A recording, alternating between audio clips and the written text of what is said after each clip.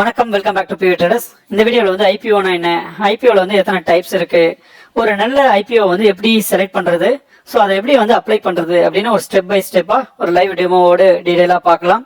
அதுக்கு முன்னாடி நம்ம சேனலை சப்ஸ்கிரைப் பண்ணலைன்னா சப்ஸ்கிரைப் பண்ணி வச்சுக்கோங்க. இதில் stock market related information, pre market, post market, அது மாதிரி பர்சனல் ஃபினான்ஸ், அது மாதிரி நிறைய யூஸ்ஃபுல்லான கண்டென்ட் எல்லாம் போஸ்ட் பண்ணிட்டு இருக்கோம். டெஃபினட்டா இது உங்களுக்கு யூஸ்ஃபுல்லாக இருக்கும்.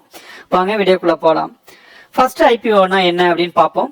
ஐபிஓ வந்து பிரைமரி மார்க்கெட்ல வரும். பிரைமரி மார்க்கெட் அப்படின்னு சொல்றது வந்து இப்போ ஒரு கம்பெனி வந்து அவங்களுடைய பிசினஸ் எக்ஸ்பென்ஷனுக்காக ஃபண்ட் ரைஸ் பண்றான். ஃபண்ட் அவனுக்கு தேவைப்படும் அப்படின்னும் பொழுது அவன் வந்து ஸ்டாக் எக்ஸ்சேஞ்ச் தான் ரீச் அவுட் பண்ணுவான். அதுக்கு செர்டன் ப்ராசஸ் இருக்கு. அதுக்கு வந்து அவங்க வந்து டாக்குமெண்ட்ஸ் எல்லாம் சப்ளை பண்ணணும், அப்ளிகேஷனை வந்து சப்மிட் பண்ணணும். ஸோ ஸ்டாக் எக்ஸ்சேஞ்சில் அந்த அப்ளிகேஷனை ரிவ்யூ பண்ணிட்டு ஓகே அந்த ஃபண்ட் ரைசிங் வந்து அவங்க அப்ரூவல் கொடுத்தாங்க அப்படின்னு சொன்னாக்கா மார்க்கெட்ல வந்து அது ஃபர்ஸ்ட் ஒரு இனிஷியல் பப்ளிக் ஆஃபரிங்கா வரும். இது வந்து லாட் வைஸா தான் வரும். ஒரு ஃபிக்ஸ்ட் அமௌண்ட்டா இருக்காது, பிட் ரேஞ்ச் இருக்கும். ஸோ ஒரு 100ல இருந்து 120 அது மாதிரி ஒரு ரேஞ்சை வந்து செட் பண்ணி இதுக்குள்ள நீங்க பிட் கேட்கறது தான் கேட்கலாம். ஸோ அப்படின்னு ஒரு இனிஷியல் ஆஃபரிங் கொடுப்பாங்க. தியரிட்டிக்கலா டைம் ரொம்ப வேஸ்ட் பண்ணாம நம்ம டைரக்டா ப்ராக்டிக்கலா பார்க்கலாம். நான் வந்து அப்ஸ்ட்ராக்ட் யூஸ் பண்றேன், அதனால அப்ஸ்ட்ராக்ட்னுடைய URL ஓப்பன் பண்ணி வச்சிருக்கேன். ஸோ இதில் வந்து நீங்கள் ஐபிஓக்கு போகணும் அப்படின்னாக்கா இதில் மோர்னு ஒரு ஆப்ஷன் இருக்கு இல்லைங்களா, அதை கிளிக் பண்ணுங்க. இன்கேஸ் நீங்கள் வந்து வேற புரோக்கரை யூஸ் பண்ணுறீங்க அப்படின்னாக்கா அந்த புரோக்கருடைய வெப்சைட்டில் போயிட்டு ஸோ நீங்கள் அதில் வந்து இந்த ஐபிஓ ஆப்ஷன் எங்கே இருக்குது அப்படின்றத பார்த்து அதை செலக்ட் பண்ணுங்க. இப்போ நான் வந்து அப்ஸ்டாக் யூஸ் பண்ணுறதுனால அப்ஸ்டாக்னுடைய ஐபிஓ வந்து இப்போ ஓப்பன் பண்ணியிருக்கேன். ஸோ இதில் பார்த்தீங்கன்னாக்கா ஐபிஓனோட ஓவர்வியூவில் இப்போ நிறைய கம்பெனி வந்து இதில் வந்து பார்க்க முடியுது. இதில் அப்ளை நவ் அப்படின்னு வருது. சில கம்பெனி பார்த்தீங்கன்னாக்கா ப்ரீ அப்ளை நவ் அப்படின்னு வரும். ஸோ இதில் வந்து பார்த்தீங்கன்னா நிறைய கேட்டகரிஸ் இருக்கு. ஸோ நான் இதில் வந்து ஆல் செலக்ட் பண்ணியிருக்கேன், அதனால வந்து இது இப்படி காட்டுது. இன்கேஸ் நான் வந்து இப்போ எது ஓப்பனில் இருக்கு அப்படின்னு பார்க்கணுன்னாக்கா ஸோ இதில் வந்து ஓப்பன் இருக்கு இல்லைங்களா, இந்த டேப்பை கிளிக் பண்ணனா எந்தெந்த ஐபிஓஸ் வந்து இப்போ கரண்டாக ஓப்பனில் இருக்கு அப்படின்றது தெரிய வரும்.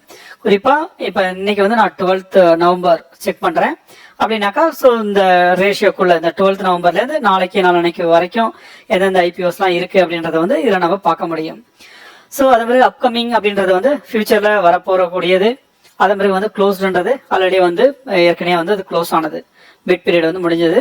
அடுத்தது லிஸ்டட் அப்படின்றது வந்து இப்போ இது ஆல்ரெடி வந்து ஸ்டாக்குக்கு வந்து மூவ் ஆயிடுச்சு, ஸ்டாக் மார்க்கெட்டுக்கு வந்து ஆல்ரெடி மூவ் ஆயிடுச்சு அப்படின்றத பார்ப்போம். ஸோ நீங்க வந்து ஃபர்ஸ்ட் ஒரு அனலைஸ் பண்றதுக்கு முன்னாடி ஐபிஓ பத்தி உங்களுக்கு ஒரு ஐடியா வேணும்னாக்கா இந்த செக்ஷன்ல பாருங்க. இப்போ ஃபர்ஸ்ட் க்ளோஸ் ஆனதை ஆல்ரெடி க்ளோஸ் ஆகி இப்போ லிஸ்ட் ஆனதை பார்க்குறோம். குரோவனுடைய ஐபிஓ வந்து கொஞ்ச நாள் முன்னாடி ரிலீஸ் ஆச்சு. 12th நவம்பர் வந்து அதனுடைய லிஸ்டிங் டேட்டா இருந்துச்சு. லிஸ்டான பிரைஸ் வந்து 112. ஸோ இன்னைக்கு அதனுடைய எல்டிபி என்னன்னு பார்த்தீங்கன்னாக்கா 131. அரௌண்ட் ஒரு 12% வந்து லிஸ்டிங் ஆன உடனே மார்க்கெட்ல நல்ல ஒரு சடன் ஹைக் கொடுத்துருக்கு. ஓகே, ஸோ இப்போ இந்த ஸ்டாக் எடுத்து பார்த்தீங்கன்னாக்கா சிஜி குளோபல் FMCG. ஸோ இது வந்து ஆக்சுவலா லிஸ்டிங் பிரைஸ் வந்து இனிஷியலா அவங்க கொடுத்த லிஸ்டிங் பிரைஸ் வந்து 100. மார்க்கெட்ல அதனுடைய கரண்ட் எல்டிபி பாத்தீங்கன்னா 101 போயிட்டு இருக்கு.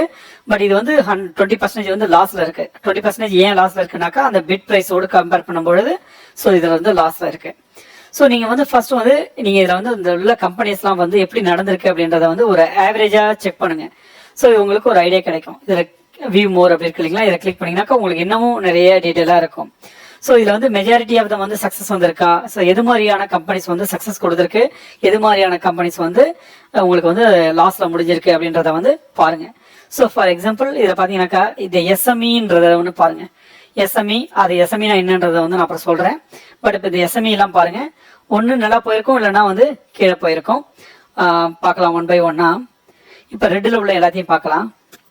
Listing gain and loss. Okay, இப்போ நம்ம வந்து ரெட் எல்லாம் இங்கே வந்திருக்கு. ரெட்டில் பார்த்தீங்கன்னாக்கா எஸ்எம்இ, இதுவும் எஸ்எம்இல வந்திருக்கு, இதுவும் எஸ்எம்இ, இதுவும் எஸ்எம்இ. ஓகே, எஸ்எம்இ இது எல்லாமே எஸ்எம்இ தான். கீழே வாங்க. இது வரைக்கும் நீங்க பார்த்த எல்லாமே வந்து எஸ்எம்இல தான் வந்திருக்கு. பட் மெயின் போர்ட்லயும் ஒன்னே ஒன்று தான் வந்திருக்கு. ஸோ ஆவரேஜா எஸ்எம்இல வந்து நிறைய ஐபிஓஸ் வந்து உங்களுக்கு ரெட்டில் முடிஞ்சிருக்கு. பட் அதனால எல்லாமே ரெட்டில் முடியுமானா டெஃபினட்டா கிடையாது. பட் ஆனால் நம்ம பார்த்த ரெட்டில் அதாவது வந்து லாஸ்ல முடிஞ்சதுல ஸோ நிறைய வந்து எஸ்எம்இல இருந்து வந்த ஸ்டாக்ஸ். அடுத்தது இதில் பார்த்தீங்கன்னாக்கா மெயின் போர்டு அப்படின்னு ஒன்று இருக்கு பாருங்க. இந்த மெயின் போர்டில் பார்த்தீங்கன்னாக்கா so we can see 1 or 2 இங்க பார்க்க முடியுது. பட் ஆனால் majority of the main board வந்து பாசிட்டிவ் ரிட்டர்ன்ஸ் தான் இந்த பக்கம் கொடுத்துருக்கு. லிஸ்டிங் ஆனதுக்கு அப்புறம் ஒரு பாசிட்டிவ் மூமெண்டம் தான் கொடுத்துருக்கு. ஸோ நம்ம இப்போ பார்க்கறது எல்லாமே வந்து இப்போ இந்த அக்டோபர் மந்த்ல இருந்து வந்த லிஸ்ட் ஆன ஸ்டாக்ஸ் தான். இப்போ இதில் பார்த்தீங்கன்னா LG எலக்ட்ரானிக்ஸ் பார்த்தீங்கன்னா 50% கொடுத்துருக்கு. ஓகே, இது நல்ல ஒரு நல்ல ரிட்டர்ன் கொடுத்துருக்கு. ஒரு 50% வந்து ப்ராஃபிட் கொடுத்துருக்கு. ஸோ அது மாதிரி நீங்கள் வந்து ஸ்டாக்கை செலக்ட் பண்ணும்போது ஒரு நல்ல ஸ்டாக்காக வந்து செலக்ட் பண்ணணும். அதனால மெயின் போர்டில் இருக்கிறத செலக்ட் பண்ணலாமா அப்படின்னு கேட்டிங்கனாக்கா மெயின் போர்டில் இருக்கிறத செலக்ட் பண்ணலாம். அட் த சேம் டைம் நீங்கள் அந்த கம்பெனியை பற்றி ஒரு தரவு அனாலிசிஸ் பண்ணணும். சரி, அதை பார்க்கறதுக்கு முன்னாடி அடுத்தது இதனுடைய டேப் எல்லாத்தையும் பார்ப்போம். இது கரண்டாக ஓப்பனில் இருக்கிற ஐபிஓஸ், அப்கமிங் இது வந்து அப்கமிங் ஐபிஓஸ், க்ளோஸ்ட் ஐபிஓஸ் பார்த்தோம். ஸோ க்ளோஸ்ட் ஐபிஓஸ் வந்து ஆல்ரெடி க்ளோஸ் ஆயிடுச்சு.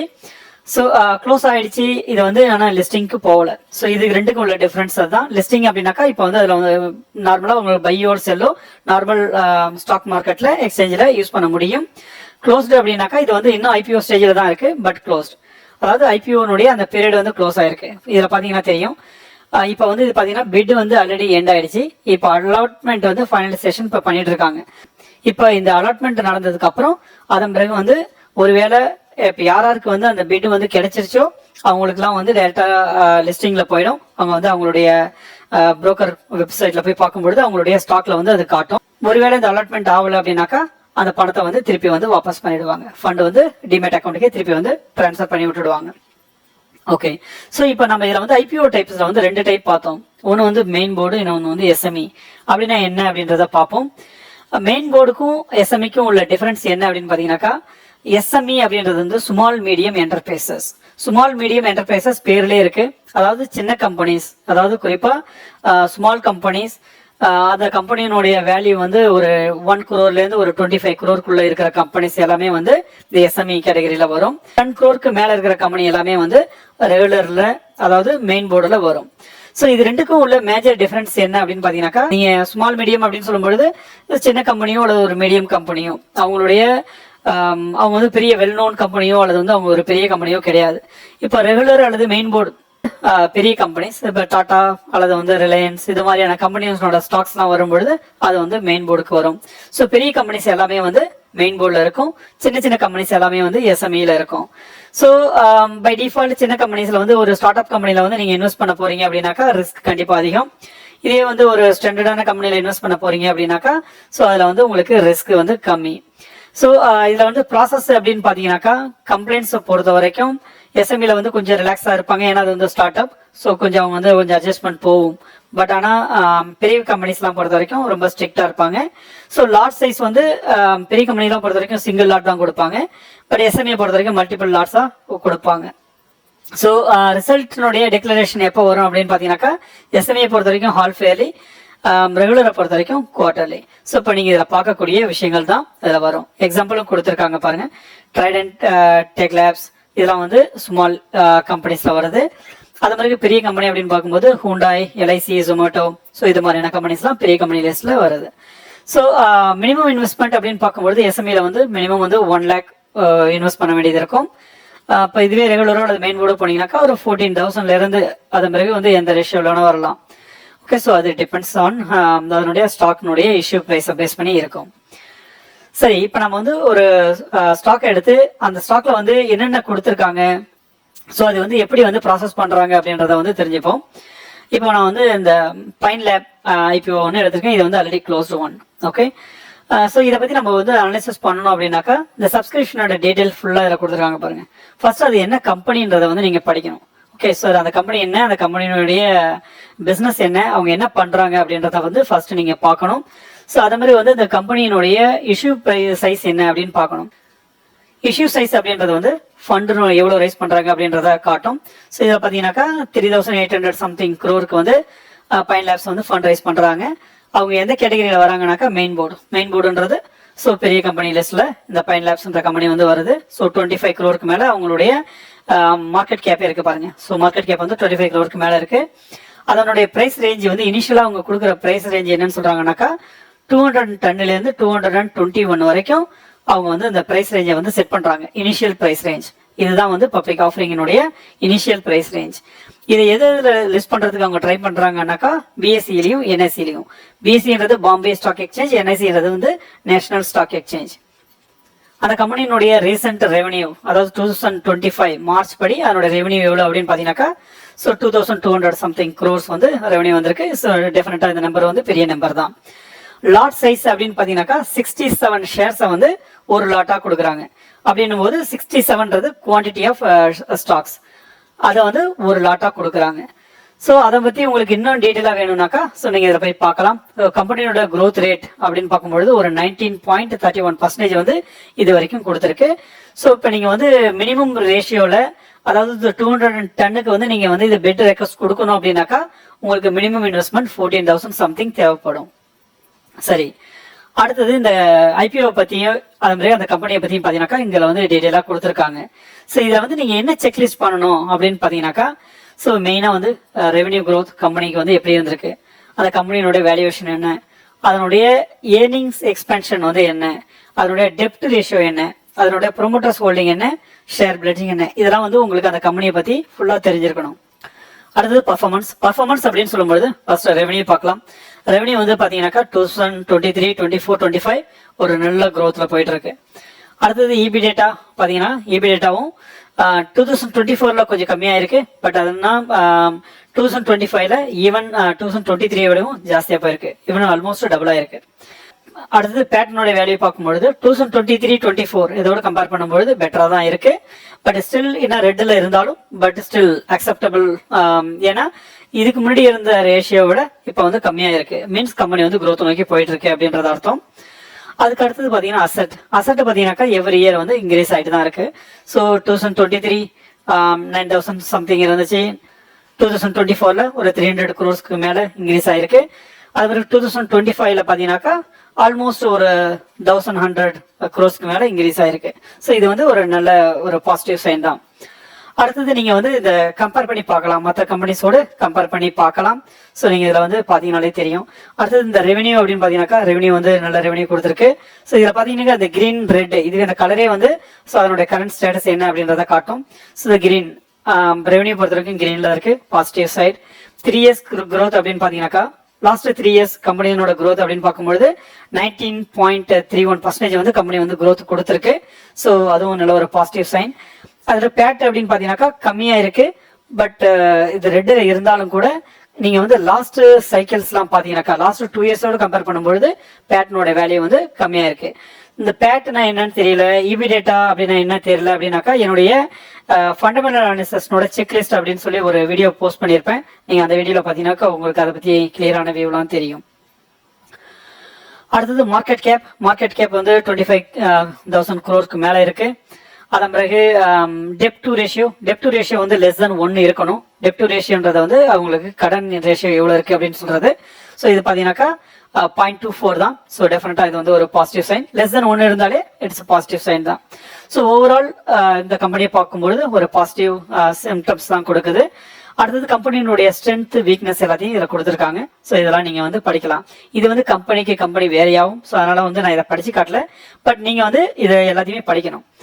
படிச்சுட்டு அதன் பிறகு கீழே வந்து பாத்தீங்கன்னாக்கா அபவுட் அந்த கம்பெனியை பத்தி கொடுத்துருக்காங்க. அந்த கம்பெனி வந்து என்ன பிசினஸ் பண்றாங்க, அந்த கம்பெனியினுடைய ஃபண்டமெண்டல் ரைட் ஒரு பேசிக் இன்ஃபர்மேஷன் வந்து அந்த கம்பெனி வந்து என்ன பிசினஸ் பண்றாங்க, எப்படி பண்றாங்க, அந்த கம்பெனியோட டேர்ன் ஓவர் என்ன, அப்படிதான் வந்து இதுல வந்து இன்ஃபர்மேஷன் கொடுத்துருக்காங்க. ஸோ இதெல்லாம் படிக்காம இதெல்லாம் தெரியாம நீங்க வந்து டைரக்டா போய் இன்வெஸ்ட்மெண்ட்டுக்கு போகக்கூடாது. ஓகே, அதன் பிறகு நீங்க பார்க்க வேண்டியது சப்ஸ்கிரிப்ஷன் ஸ்டேட்டஸ் அப்படின்றது வந்து இப்போ வந்து இன்னைக்கு பிட் ஸ்டார்ட் ஆகுது அப்படின்னு வச்சுக்கோங்க. இப்போ 7th வந்து ஸ்டார்ட் ஆகுது அப்படின்னாக்கா நீங்க அதுல இருந்து வந்து கண்டினியூஸா மானிட்டர் பண்ணணும். இது 7th வந்து ஃப்ரைடேவா இருக்கும். அதனாலதான் 8th and 9th வந்து இதுல வந்து ஷோ பண்ணல. இல்லைன்னா அடுத்தடுத்து 3 days வந்து அந்த பிட் வந்து ஓப்பன்ல இருக்கும். இப்போ வந்து ஃபார் எக்ஸாம்பிள் 7th வந்து ஃப்ரைடே, சப்ஸ்கிரைபர்ஸ் கவுண்ட் வந்து கம்மியா தான் இருந்திருக்கு. இதை பாத்தீங்கன்னாக்கா 0.56 times தான் ரீட்டைல்ஸ் பண்ணியிருக்காங்க. பட் ஓவர் த பீரியட் பாத்தீங்கன்னாக்கா 11th பாத்தீங்கன்னாக்கா நிறைய பேர் வந்து சப்ஸ்கிரைப் பண்ணியிருக்காங்க. ஓகே, ஸோ இது மாதிரி நீங்க வந்து எவ்வளவு பேர் சப்ஸ்கிரைப் பண்ணிருக்காங்க, ஸோ எப்போ வந்து அது அதிகமா போகுது அப்படின்னு பாத்தீங்கன்னாக்கா உங்களுக்கு வந்து ஒரு ஐடியா கிடைக்கும். ஸோ இது மாதிரி சப்ஸ்கிரைபர் வந்து அதிகமா இருக்கும் பொழுது நீங்க அது மாதிரி ஸ்டாக் செலக்ட் பண்ணா கூட ஒரு உங்களால வாங்க முடியும். But at the same time நீங்க லிட்டில் லேட் ஆயிட்டீங்கன்னா இல்ல வந்து நிறைய பேர் ஆல்ரெடி சப்ஸ்கிரைப் பண்ணிட்டாங்கன்னாக்கா ஸோ உங்களுக்கு அது கிடைக்காமலும் போகலாம். எதை பேஸ் பண்ணி உங்களுக்கு வந்து இந்த அலாட்மெண்ட் கிடைக்காது அப்படின்னு சொல்றோம்னாக்கா, சரி இதை பாத்தீங்கன்னா தெரியும் 210 இருக்கு. 210ல இருந்து 221 வரைக்கும் அவன் இஷ்யூ ரேஞ்ச் கொடுத்துருக்கான், பிரைஸ் ரேஞ்ச் கொடுத்துருக்கான்.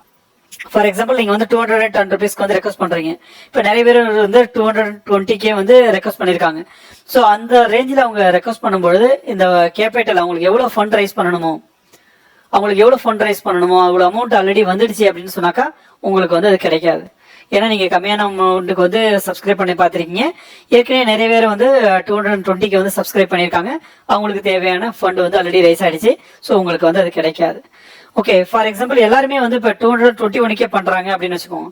இப்போ எல்லாருமே 221கே பண்ணுறாங்க, மேக்ஸிமம் வேல்யூக்கு பண்ணுறாங்க அப்படின்னாக்கா, ஸோ இதில் வந்து அந்த ஃபண்டினுடைய அமௌண்ட் எவ்வளோ தேவையோ அந்த ஃபண்டினுடைய அமௌண்ட் வர வரைக்கும் யார் யார் ஃபர்ஸ்ட் வராங்களோ ஃபர்ஸ்ட் கம் ஃபர்ஸ்ட் ப்ரியாரிட்டி பேசிஸில் போயிடும்.